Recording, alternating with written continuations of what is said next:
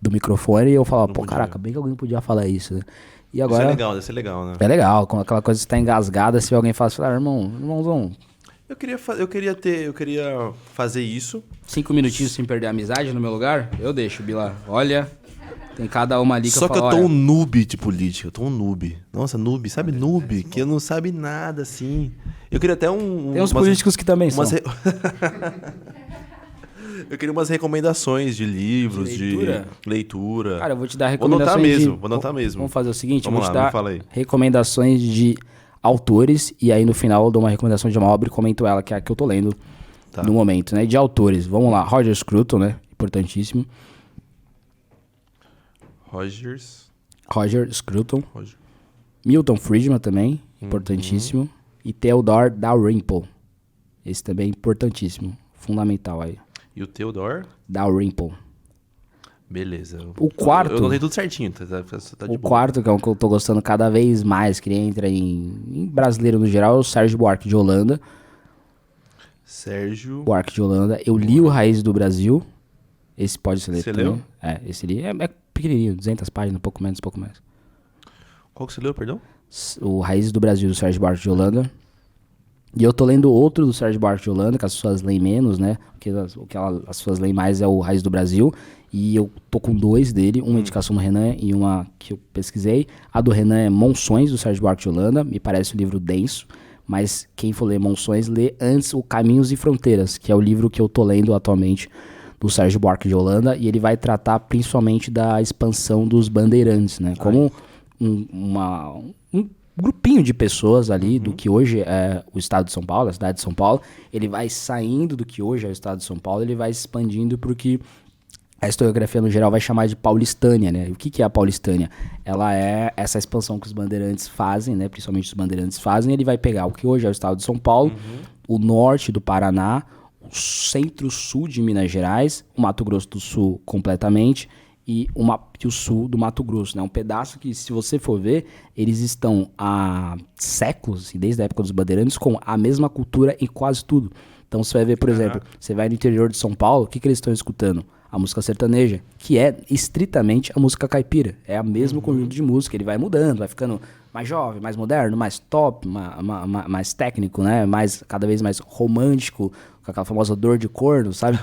Mas se você for ver, a música sertaneja de 30 anos atrás, era diferente, mas tem uma semelhança, sabe? Tem um toque ali, Tem né? um toque bem apimentado do que é. E se você vai ver na descrição do que o Sérgio Buarque de Holanda, ele vai falar do que é a música caipira, você olha isso e fala, caramba, isso aqui é Zé Neto e Cristiano, cara. Ele tá falando deles aí, sabe? E eles têm a mesma vestimenta muitas das vezes, você vai ver a presença do cigarro de palha, daquele chapéu de legal, boiadeiro, então, da bota, você vai ver muito também do cavalo, do campo no geral, né? E vai ver hoje, não dá pra discutir agronegócio sem discutir o agronegócio paulista no geral. E se não é paulista, ele é da onde? Mato Grosso do Sul, Mato Grosso, da Paulistânia. Então a gente vai ver um grupamento de pessoas que é o povo bandeirante no geral, que ele vai se expandindo e vai levando uma cultura. E digo mais, essa cultura, repito, não dá pra discutir direita no Brasil ou conservadorismo no Brasil, seja ligação com a tradição, ligação com o passado, sem discutir a ligação com o povo bandeirante com a Paulistânia.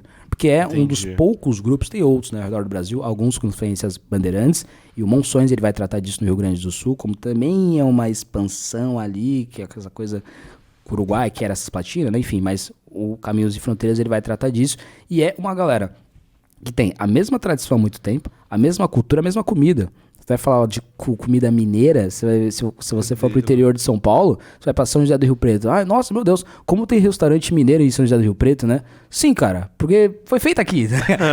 A gente só foi levando ela. É uma comida muito... Por exemplo, a caipirinha. Tem a discussão de quem é o dono da caipirinha. Quem é o dono da caipirinha, se não o povo caipira? Sim. Sabe? E esse grupamento de de itens que são tradicionais da história de São Paulo, dos bandeirantes ou da paulistânia, né? Que envolve partes e pedaços de outros estados, eles são estritamente rechaçados pelo novo. Então, se você vai discutir conservadorismo e progressismo, que música que os progressistas não gostam? A música sertaneja. Não, o progressista não gosta de funk, é o que eles mais gostam. O que os progressistas não gostam? A música sertaneja. Entendi. Quem tem ódio mortal do agronegócio? Os progressistas. Entendi. Quem tem ódio mortal, por exemplo, no interior do estado de São Paulo? os progressistas. Então a gente vê que tem uma agrupação de tipo, e quem, pô, você vai, falei, São José do Rio Preto, você vai em Ribeirão Preto, o Bolsonaro ganhou lá com 80%, né? Tipo, tem uma rixa com o Bolsonaro, mas não dá pra dizer que o Bolsonaro não é alguém que não tem uma ligação com a música sertaneja, com o agronegócio, com essa coisa do campo, sabe? Então, eu tô fascinado muito nessa discussão, e pra linkar com o mandato aí, Fala aí. rapidamente, o que aconteceu? Pensei que você ia falar alguma coisa do livro. Não, aí acabou. Mas esse livro é muito interessante, como é o livro que eu tô lendo, é o livro que eu tô mais gostando e fascinado em discutir. E aí, o que aconteceu? Há alguns dias, acho que já deve ter um mês, não sei se tem um mês, o Tarcísio de Freitas, o governador Tarcísio, escolheu trocar a estação Paulo Freire, educador Paulo Freire, para a estação Fernão Dias. E aí, que eu julguei correto, e tem uma pesquisa, inclusive, do metrô que eu tive acesso, que o próprio metrô tem um relatório dizendo que a população paulista aprovou essa mudança. Tem mais gente que prefere Fernão Dias do que Paulo Freire, né? Beleza. Aí uma deputada do MTST, que é do PSOL, e foi dobrado do Boulos, que é Ediane Maria, inclusive participou da invasão do shopping JK Iguatemi, enquanto ela era candidata, tudo isso público, né? Se ela acha isso bonito, problema dela e, né? Não tem o direito de fazer, tá? Não é problema dela, tem direito de fazer. O problema dela e não tem direito de fazer, e a gente entrou com representação na época sobre isso. Ela entrou na justiça para que a justiça revertesse a indicação do Tarcísio de mudar de educador Paulo Freire para Fernão Dias. Ontem, ou no início dessa semana, a justiça acatou o pedido da Ediane Maria, dizendo que o Fernão Dias realmente, né, o pedido dela dizia que o Fernão Dias, o bandeirante Fernão Dias, ele era um escravagista, que ele tinha escravos, etc, e mandou, e aí ela deu a justiça deu a recomendação de que se o Tarcísio quisesse mudar, tinha que ser via projeto de lei, passando na Assembleia Legislativa, que é um absurdo. É o que nós fizemos, falando, isso aqui é um absurdo, mas se o Ministério Público, né, que a Justiça no geral, tá dizendo que essa mudança tem que ser via projeto de lei, tá aqui o projeto de lei. Aí protocolamos o projeto de lei na Assembleia e vamos dar esse recado não só a Ediane Maria do PSOL, mas também ao Poder Judiciário para que mude-se, sim, o educador Paulo Freire para Fernão Dias. E entrando nesse assunto, eu não tenho nenhum problema com uma estação que chama Paulo Freire. Eu discordo do Paulo Freire, discordo do método, também não sou o maior entendedor na história do Paulo Freire, não tenho vergonha de dizer isso. O ponto beleza, ele tem esse reconhecimento mundial, beleza, pode chamar nome de coisa. Agora, o Fernão Dias merece mais. O Fernão Dias merece mais. O Fernão Dias ele é um dos bandeirantes que ali no século XVII, 1600 e pouco, ele vai fazer a expansão para o estado de Minas Gerais e vai ser um dos principais responsáveis pelo povoamento do que hoje é Minas Gerais. Ele vai fazer uma expansão via São Paulo em direção ao Rio Grande do Sul, importantíssima. Ele vai participar de guerras, por exemplo, na cidade que hoje é Santos, né? Não sei se na época era Santos ainda, ou seja, no que hoje é Santos. Ele vai expulsar os holandeses de terras portuguesas em Santos.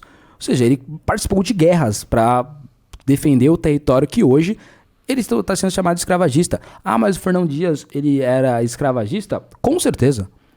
A gente está falando de um homem que ele vai morrer em 1680. Morrer. Isso são 100 anos antes da Revolução Francesa. Ele vai nascer quase 200 anos antes da Revolução Francesa.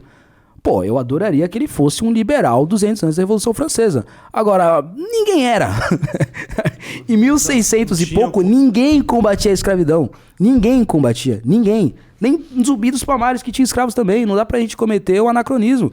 E no século XVII, as pessoas tinham escravos. Vai começar um movimento abolicionista que eu defendo no Brasil e no mundo mais pra frente, principalmente depois da Revolução Francesa, 1789. Antes disso, 100 anos antes disso, 200 anos antes disso, alguém dizer que não há heróis, sabe? Então não há heróis antes de 1789, não há heróis, ninguém ali fez nada de heróico. O Fernão Dias fez, os bandeirantes fizeram, e como heróis nacionais, paulistas no geral, mas estritamente nacionais, eles merecem sim elogio, merecem sim status, como o Estado de São Paulo faz várias vezes, como é a estátua do Borba Gato em Santo Amaro, como é a estátua do bandeirante Jorge Velho na Avenida Paulista, como é a própria rodovia Fernão Dias, que também existe, a Raposo Tavares também é um bandeirante, porque são heróis do Estado de São Paulo. Tem as suas contradições, como todos os heróis, até os heróis da Marvel, da DC, têm suas contradições. Imagina pessoas de carne e osso que estavam ali, sabe, pegando o estado de um país que hoje é o Brasil, ali de Portugal, sabe, estressando a relação no que hoje Portugal era Brasil de português, era algo muito pequeno. Essa expansão existem justamente por conta das bandeiras. Então essas pessoas que expandiram o Brasil, tornaram o interior de São Paulo, ali a Paulistânia, algo extremamente produtivo, lutaram com unhas e dentes contra outros países, como é o caso do próprio Fernando Dias, no que hoje é Santos, contra a Holanda, aí passa alguns séculos e ele não pode receber o nome de uma estação de metrô. É tipo, caramba, mas ele era escravagista. Cara, ele era escravagista. Sim, a gente pode participar desse debate. Sim, o Fernando Dias fez X, Y, Z e era escravagista. Tá errado. Não deve ser. Agora, a deputada pode dizer que se ela nascesse em 1612, 1620, ela ia ser anti-escravagista? Porque Zumbi dos Palmares não era. Zumbi dos Palmares não era. Então, é complicada essa relação e a aberração do Ministério Público dizer que o governador não pode mudar o nome de uma estação de metrô. Tem que fazer protocolar o projeto de lei. E se eles querem que seja via projeto de lei, o projeto de lei tá protocolado.